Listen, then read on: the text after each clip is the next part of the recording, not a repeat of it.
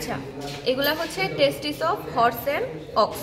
তো এই চারটা হচ্ছে অক্সের টেস্টিস আর এটা হচ্ছে হর্সের টেস্টিস। আচ্ছা, অক্সের টেস্টিসগুলো হচ্ছে একটু ভেন্ট্রালি থাকে, এই যেভাবে হচ্ছে ভেন্ট্রালি থাকে, আর ওই হর্সের গুলা হচ্ছে যেভাবে হরিজন্টালি থাকে।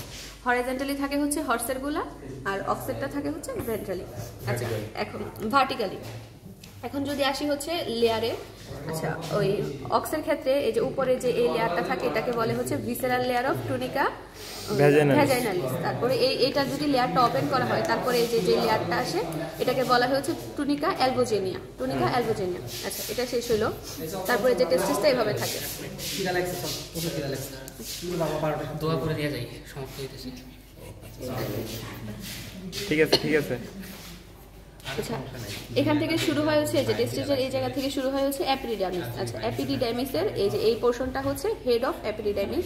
তারপরে যে পার্টটুকু আছে এটা হচ্ছে বডি অফ এপিডিডার্মিস। তারপরে যেটা হচ্ছে টেল অফ এপিডিডার্মিস। টেল অফ এপিডিডার্মিসে একটা লিগামেন্ট থাকে, এটাকে বলা হয় হচ্ছে ওই এপিডিডাইমাল লিগামেন্ট। আচ্ছা, এপিডিডাইমাল লিগামেন্ট থেকে হচ্ছে এই যে এটা শেষ হইলো। এখান থেকে হচ্ছে শুরু হয় হচ্ছে ভাস ডিফারেন্সেস অথবা ডাক্টাস ডিফারেন্সেস। এই ভাস ডিফারেন্সেস ডাক্টাস ডিফারেন্সেস এভাবে এসে এই যে সরাসরি হচ্ছে স্পারমাটিক কর্ডে চলে যায়। এই যে শেষ।